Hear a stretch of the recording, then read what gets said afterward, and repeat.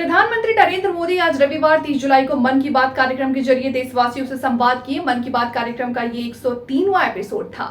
प्रधानमंत्री ने आज के कार्यक्रम में कई महत्वपूर्ण बातों का जिक्र किया, देशवासियों के असाधारण जज्बे की सराहना की तो मानसून की बात करते हुए पीएम मोदी ने जल संरक्षण की भी बात की। कार्यक्रम में पीएम मोदी ने कहा कि पिछले कुछ दिन प्राकृतिक आपदाओं के कारण चिंता और परेशानी से भरे रहे हैं। यमुना जैसी कई नदियों में बाढ़ आने से कई जगहों पर लोगों को परेशानी उठानी पड़ी। पहाड़ी इलाकों में भूस्खलन की घटनाएं भी हुई हैं। हमने इसको मिलकर के मुकाबला किया। पीएम ने कहा कि सर्वजन हिताय ही भारत की भावना को ताकत है। पीएम मोदी ने बताया कि मुझे उन मुस्लिम महिलाओं से भी बड़ी संख्या में पत्र मिले हैं जो हाल ही में हज पूरा करके लौटी हैं। इन महिलाओं ने बिना किसी पुरुष साथी या मेहरम के हज किया। इनकी संख्या सिर्फ 50 या 100 नहीं बल्कि 4000 से ज्यादा है। ये एक बहुत बड़ा बदलाव है।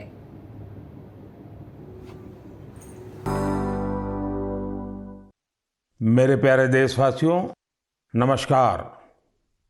मन की बात में आप सभी का बहुत बहुत स्वागत है।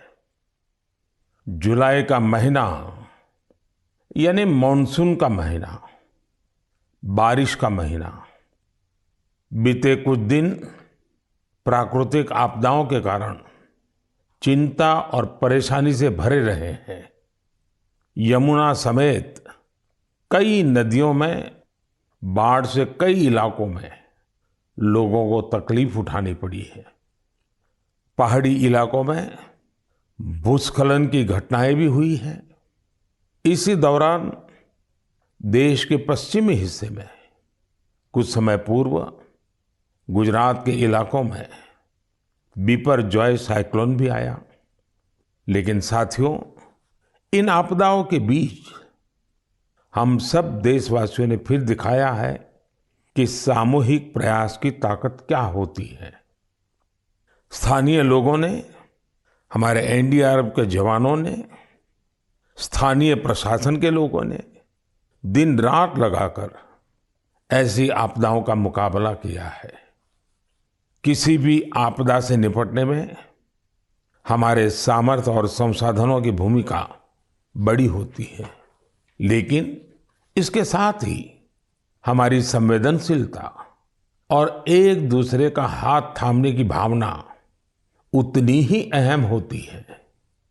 सर्वजन हिताय की यही भावना भारत की पहचान भी है और भारत की ताकत भी है। साथियों, बारिश का यही समय वृक्षारोपण और जल संरक्षण के लिए भी उतना ही जरूरी होता है। आजादी के अमृत महोत्सव के दौरान बने 60,000 से ज्यादा अमृत सरोवरों में भी रौनक बढ़ गई है।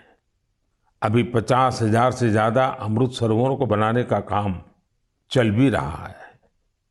हमारे देशवासी पूरी जागरूकता और जिम्मेदारी के साथ जल संरक्षण के लिए नए नए प्रयास कर रहे हैं। आपको याद होगा, कुछ समय पहले मैं एमपी के शहडोल गया था। वहां मेरी मुलाकात पकरिया गांव के आदिवासी भाई बहनों से हुई थी। वहीं पर मेरी उनसे प्रकृति और पानी को बचाने के लिए भी चर्चा हुई थी। अभी मुझे पता चला है कि पकरिया गांव के आदिवासी भाई बहनों ने इसे लेकर काम भी शुरू कर दिया है। यहां प्रशासन की मदद से लोगों ने करीब 100 कुओं को वाटर रिचार्ज सिस्टम में बदल दिया है। बारिश का पानी अब इन कुओं में जाता है और कुओं से ये पानी जमीन के अंदर चला जाता है। इससे इलाके में भू जलस्तर भी धीरे धीरे सुधरेगा।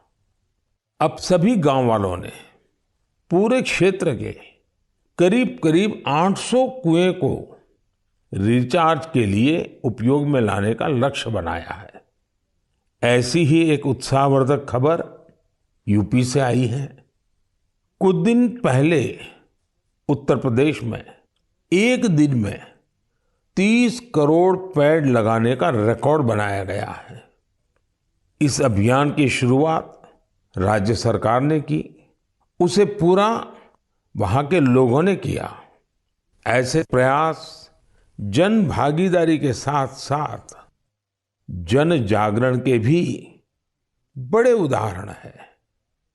मैं चाहूंगा कि हम सब भी पेड़ लगाने और पानी बचाने के इन प्रयासों का हिस्सा बने। मेरे प्यारे देशवासियों, इस समय सावन का पवित्र महीना चल रहा है। सदाशिव महादेव की साधना आराधना के साथ ही सावन हरियाली और खुशियों से जुड़ा होता है।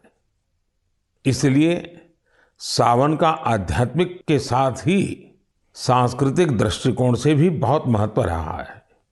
सावन के झूले, सावन की मेहंदी, सावन के उत्सव, यानी सावन का मतलब ही आनंद और उल्लास होता है। साथियों, हमारी इस आस्था और इन परंपराओं का एक पक्ष और भी है। हमारे ये पर्व और परंपराएं हमें गतिशील बनाते हैं। सावन में शिव आराधना के लिए कितने ही भक्त कांवड़ यात्रा पर निकलते हैं। सावन की वजह से इन दिनों 12 ज्योतिर्लिंगों में भी खूब श्रद्धालु पहुंच रहे हैं। आपको ये जानकर भी अच्छा लगेगा कि बनारस पहुंचने वाले लोगों की संख्या भी रिकॉर्ड तोड़ रही है। अब काशी में हर साल 10 करोड़ से भी ज्यादा पर्यटक पहुंच रहे हैं। अयोध्या, मथुरा, उज्जैन जैसे तीर्थों पर आने वाले श्रद्धालुओं की संख्या भी तेजी से बढ़ रही है। इससे लाखों गरीबों को रोजगार मिल रहा है, उनका जीवन यापन हो रहा है। ये सब हमारे सांस्कृतिक जन जागरण का परिणाम है। इसके दर्शन के लिए अब तो पूरी दुनिया से लोग हमारे तीर्थों में आ रहे हैं। मुझे ऐसे ही 2 अमेरिकन दोस्तों के बारे में पता चला है जो कैलिफोर्निया से यहां अमरनाथ यात्रा करने आए थे। इन विदेशी मेहमानों ने अमरनाथ यात्रा से जुड़े स्वामी विवेकानंद के अनुभवों के बारे में कहीं सुना था। उससे उन्हें इतनी प्रेरणा मिली कि खुद भी अमरनाथ यात्रा करने आ गए। ये इसे भगवान भोलेनाथ का आशीर्वाद मानते हैं। यही भारत की खासियत है कि सबको अपनाता है, सबको कुछ न कुछ देता है। ऐसी ही एक फ्रेंच मुल्क की महिला है शार्लोट शोपा। बीते दिनों जब मैं फ्रांस गया था तो इनसे मेरी मुलाकात हुई थी। शार्लोट शोपा एक योगा प्रैक्टिशनर है, योगा टीचर है और उनकी उम्र 100 साल से भी ज्यादा है। वो सेंचुरी पार कर चुकी है। वो पिछले 40 साल से योग प्रैक्टिस कर रही हैं।